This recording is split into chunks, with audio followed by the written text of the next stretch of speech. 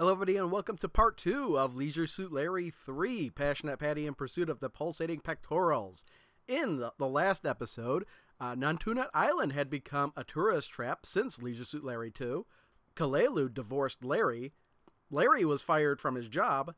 Larry made it with Tawny, a babe on the beach. But that was interrupted when he got a bad case of crabs.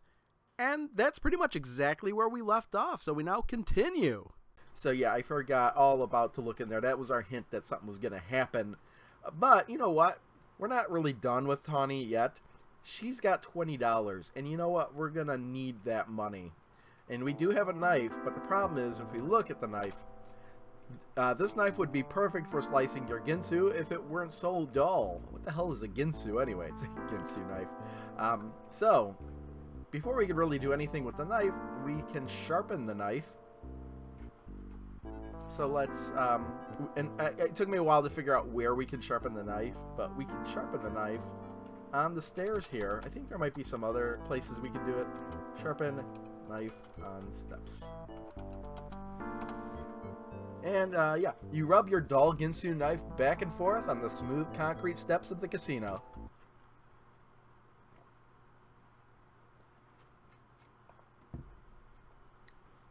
And he does it kind of obscured by trees.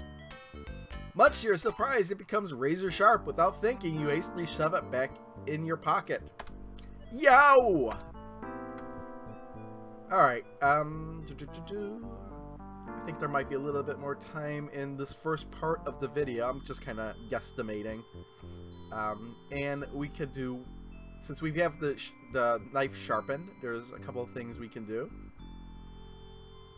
And I could walk a little bit faster, I guess. Now here's a confusing part, because at this point, if you go right, you go to one screen, and if you go up, you go to another screen. But we want to go right here, except we were stuck there. So if we look around here, you are just outside the Nantucket's famous striptease joint, Chippendales. A large cliff mostly prevents your passage to the west. In the center of this area is a large clump of island grass. There's a sign on the door. We could go in the cave, but it really won't help us right now. We will do that later. If we look at the sign on the door, I think we can see it from here. Chippendales, Nantucket's finest adult entertainment, closed. And yeah, we can't really do anything with that. We could look at the grass. Long, slender, and beautiful, this island's indigenous grass was once worn by the natives as ritual costumes. Now they mostly just order from LL Bean. So let's take some grass.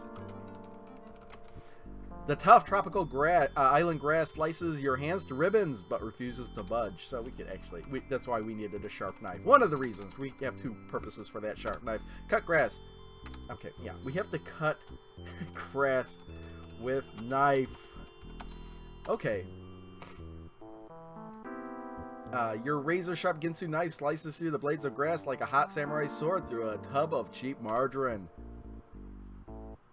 Congratulations, you are the proud new owner of some long blades of grass. Now, in the manual, it tells us about weaving grass into grass skirts, so that was another hint that the book provides. So we can now weave that grass. You carefully weave the wild grass into what you hope will pass for a primitive island native outfit.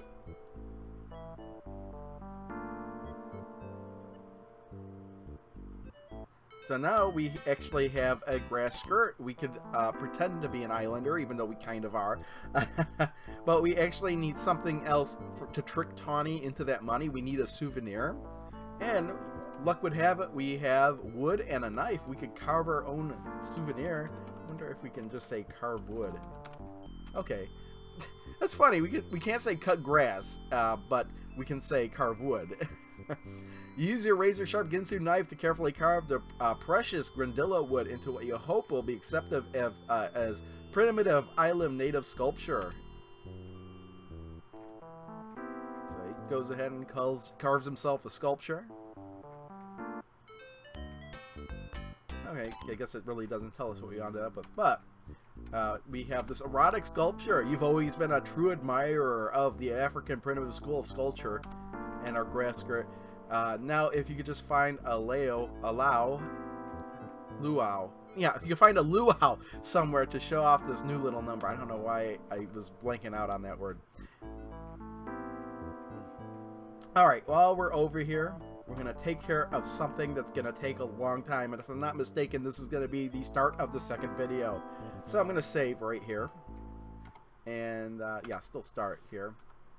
There's a comedy club. And in order to get 100 points, a little bit over 100 points, we're going to have to sit through this whole damn comedy act. And it is the second most frustrating comedy act to sit through in in the entire Leisure Suit Larry series for points. The most frustrating will be in Love for Sale, because that comedy act, that's a speech one, and you literally have to sit through a 50-minute comedy act.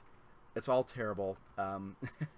But here at this table here, it looks like L.O. is sitting there, and look, the world famous comedy hut is filled with people having a mildly uproarious time. Can we say look at Al? L.O. is trying unsuccessfully to make some point with Bill Skirvin. So let's say hello to Al. Talk to Al. Just what do you want to say? Let's say, hello, Al. I'm your biggest fan. And, okay. Hey, I got an idea. So now, this is really like L.O. talking to Bill about the game and what to do for this part of the game. Hey, I got an idea. How about if you and I sit in a comedy club and we make Larry walk up to us and say something like, hello, Al, I'm your biggest fan. Hello, Al. I'm your biggest fan. Eh? Says Bill. Are you crazy? No way. That's so lame. Larry would never say that. Yeah, I suppose you're right, says Al. That's not a good idea. Let's get out of here. Hello, Al. I'm your biggest fan. Really? And then they just disappear and we get points for that. But yeah, let's get this whole comedy act thing over with. It's gonna be terrible. I was going to say we would be done with the comedy club, but there's one reason we would have to come back. Let's sit. Okay. Okay, prepare yourself. Okay, here's what I'm going to do. I'm going to put a countdown timer somewhere on the screen, and if you get sick of this entire comedy act, you could kind of just estimate and fast forward through the video to where the comedy act's going to end for the big payoff. But if you're willing to sit through a ton of terrible jokes, well, you know, don't bother. But the countdown timer will, count down to the end of your agony.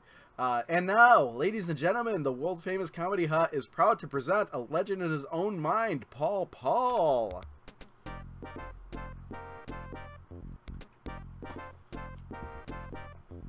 Let's clap. Hey, Paul. Oh, okay. If you clap, he says, hey, Paul, you shout, that last joke was mildly amusing. Good evening, ladies and germs, says Paul, the always snappy starter. Okay, folks, we're going to try something a little different tonight.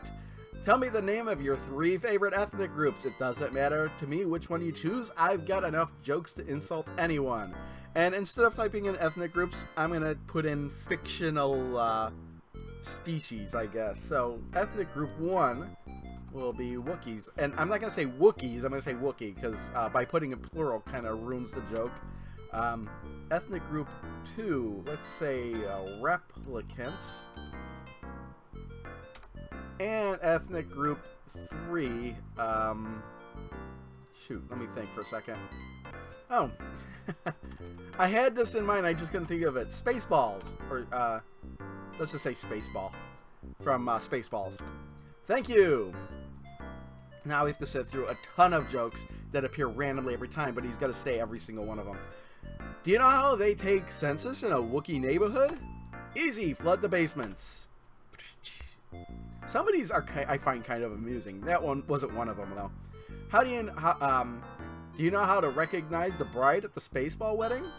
She's the one with the braided armpit hair. Last time I did this, it said the Wookiee wedding, and that one I thought was really funny because it said Wookiee. Spaceball, Do you know where a Spaceball family hides its money? Under the soap. Get it? Because they don't use soap or shower, possibly. What's the difference between 2 terrorists and 2 replicant women with PMS? You could negotiate with the terrorists. A replicant man called his wife and said, "Honey, I'm at the doctor's office. I just finished my exam and says I've only got 12 hours to live." His wife replies, "Oh, sweetheart, that's terrible news. What will we do?" The replicant man said, "I thought tonight we should have one great last fling, a fancy dinner, a show, dancing, everything. Then we'll check into a hotel and make love all night." And the wife replied, "Easy for you to say. You don't have to get up in the morning."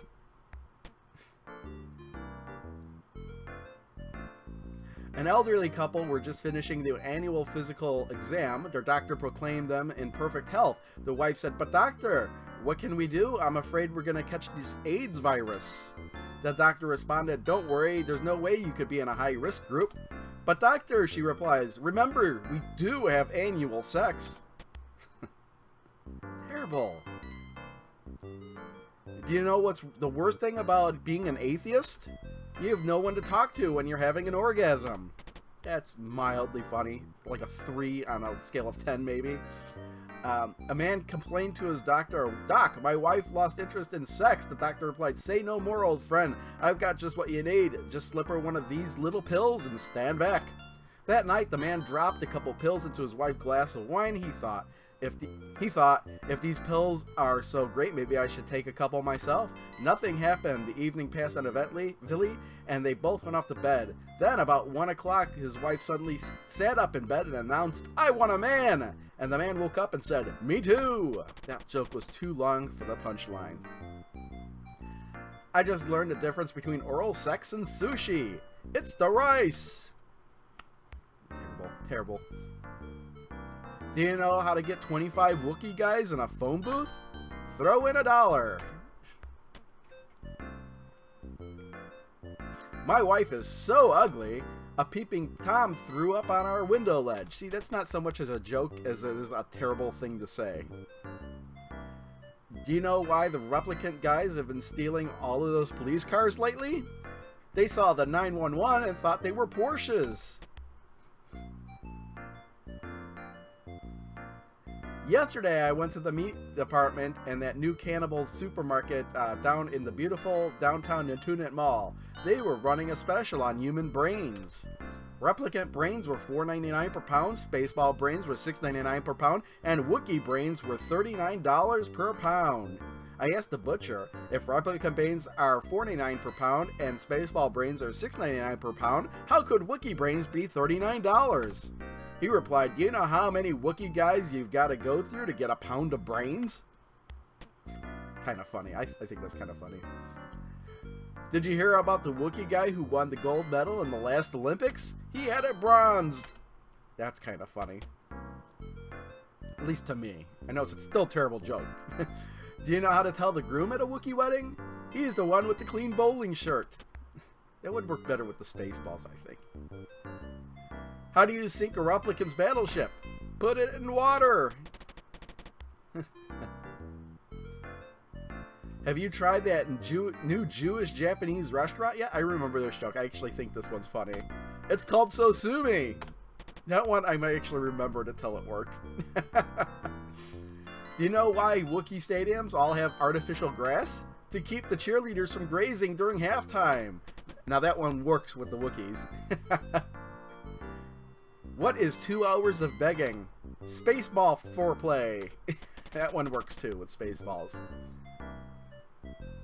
A Spaceball man was so stupid, he studied all weekend for his urine test. That one works with Spaceballs, yes. Do you know the best thing about sleeping alone? You can have sex anytime you want it. Why did the replicant's perverts cross the road? Because he was stuck to the back of the chicken. That went really stupid. Why did the chicken cross the basketball court? He heard the referee was blowing fouls. I think that was kind of funny. That's like 5 on a scale of 1 to 10. Once I had a great thing going with this Eskimo girl. Unfortunately, she broke it off. That's like same level, maybe. Do you know who won the Spaceball beauty pageant? No one! My wife bought us a new waterbed. I call it the Dead Sea. See, some of these don't really use the ethnic jokes at all.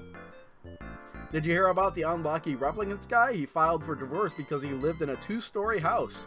One story was, I'm not in the mood, and the other was, I've got a headache. 6 months ago, my wife had her credit card stolen. Tonight I learned the Spaceball guy took it, but I'm not going to turn him in.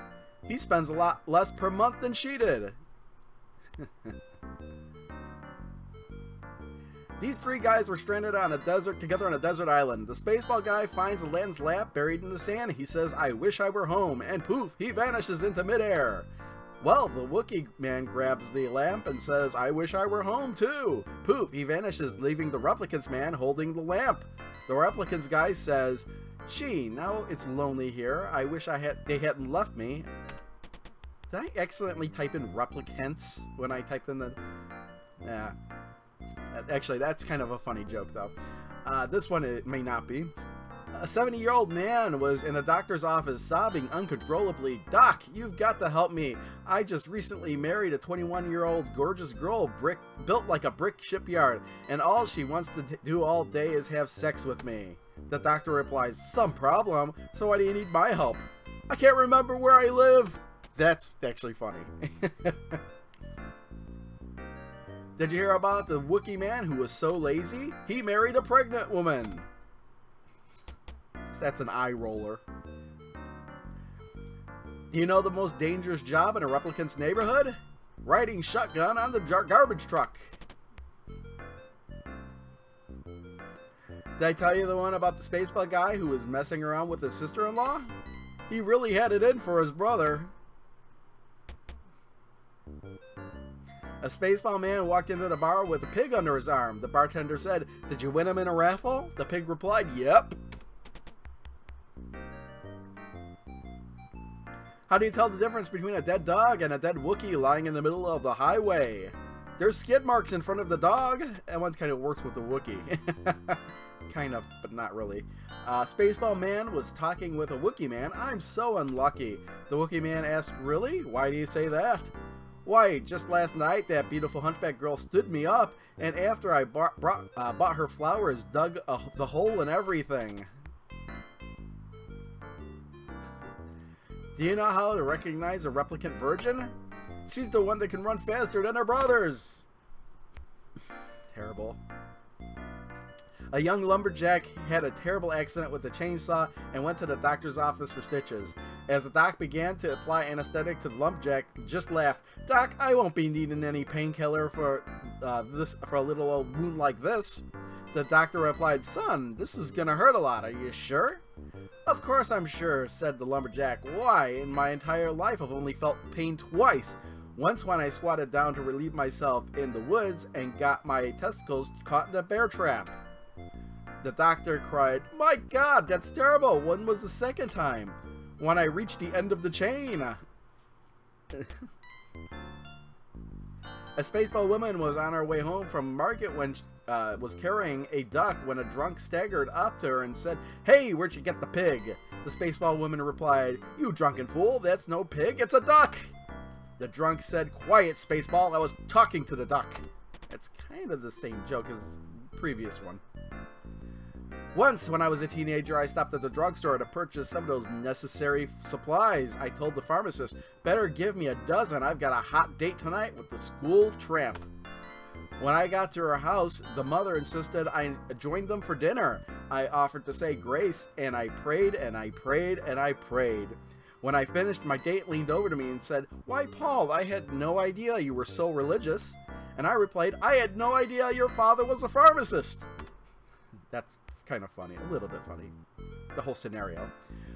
Once the Replicants football team played the Spaceball football team. At the end of 3 quarters, the score was tied, 0-0. Just then, a train went by. The Replicants team heard the whistle and thought the game was over and went home. 6 plays later, the Spaceball team scored. It's funny and dumb. How can you tell the Wookiee pirate? He wears an eye patch on both eyes. I Are we almost done here? Do you know how to break a Wookiee's man finger? Punch him in the nose. Come on, I think that's almost all the jokes. Is that it? Yes, finally. And now, says the comic, because you've been so patient, I'd like to do my famous impersonation of a duck. And it goes something like this. And it's all worth it for that duck impersonation. Ladies and gentlemen, Paul. And you do get 100 points for sitting through all of that. So now we can stand, get up, and leave. And I'm sorry if you actually sat through all of that. Okay. Because that is going to be the majority of this video, I think. But now we have everything we need to take care of Tawny. Now, if you were to explore a bit, you'd find that you would need money to get a part of the game. So I'm just kind of taking care of this now. Oh, you know what?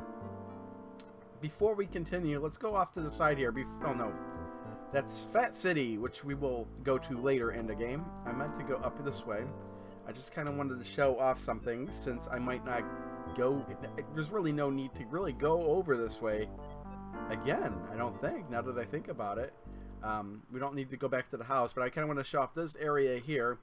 And, oh look, it kind of assumed that we were going to hit this point earlier, exploring. Let's save the game. Still have to start here. I didn't go here earlier because the newspaper wouldn't appear. But let's turn on the TV. Let's watch TV. Too bad this island doesn't have cable. There's nothing worth any, but you could play the whole game and never even touch this area, and I think still get a perfect score. I'm just kind of showing off that this is here. Feel back of TV. I'm only showing this because you get zapped. Don't you know better than to mess around with the back of a television set while it's on? It's something that the hint book recommends you do, but it's not a death, and it's actually not worth any points. Let's take newspaper. I just know that's a newspaper. Take newspaper, and then we could read newspaper. Reading the island newspaper, you come across an advertisement for the casino showroom. Now playing the big, all-girl review. It's got T's, it's got A's, it's got pre-recorded music. It's the latest and greatest from show producer Irvin Geis. Okay, and I guess reading the newspaper is supposed to give you a hint over what the next thing you're supposed to do is. So that's what I wanted to show. Is kind of there's a little hint thing there, kind of showing you the next place you need to go.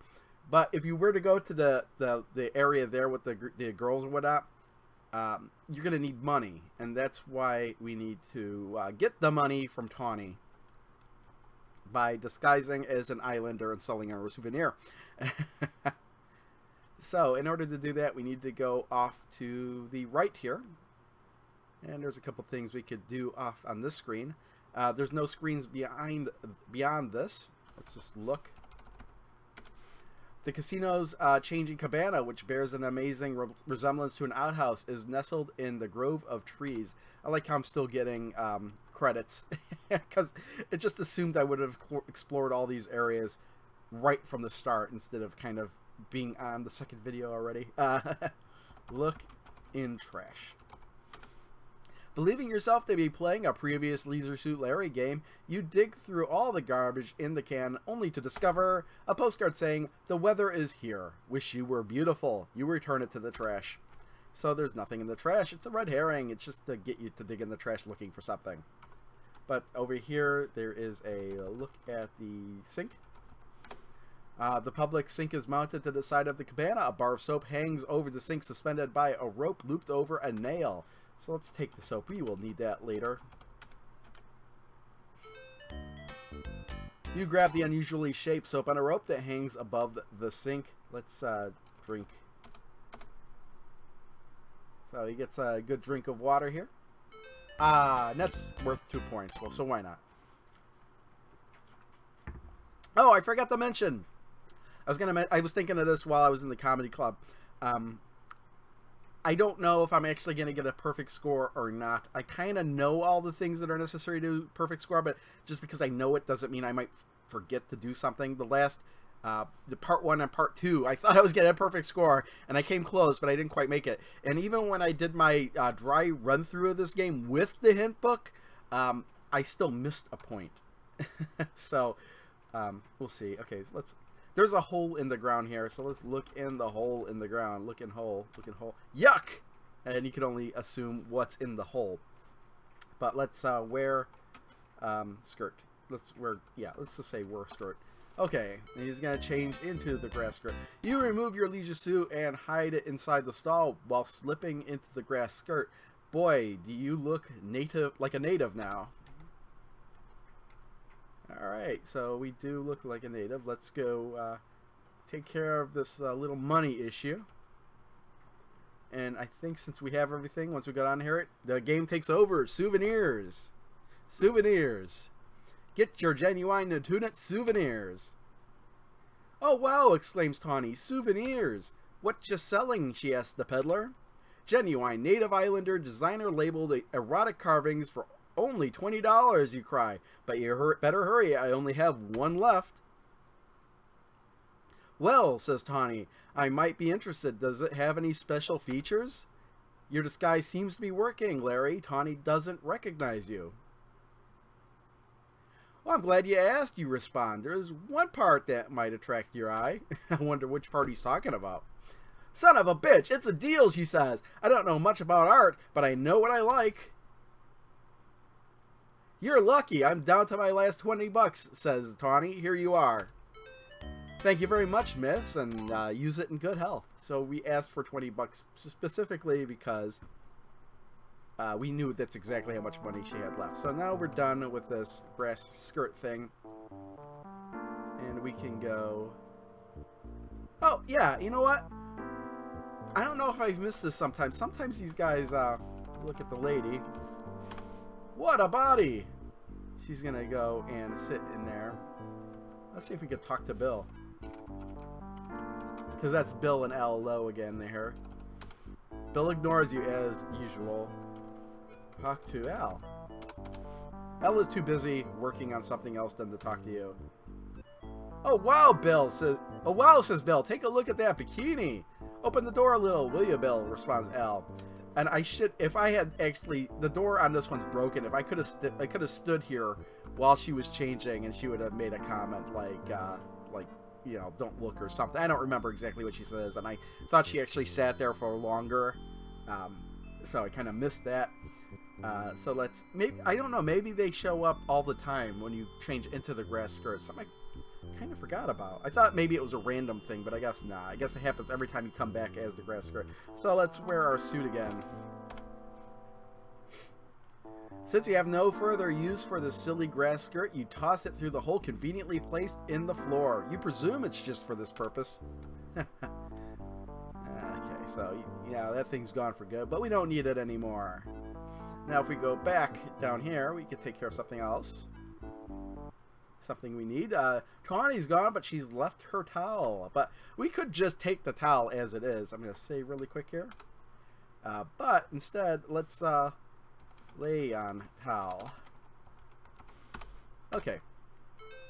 So he's going to automatically undress himself and get himself a tan.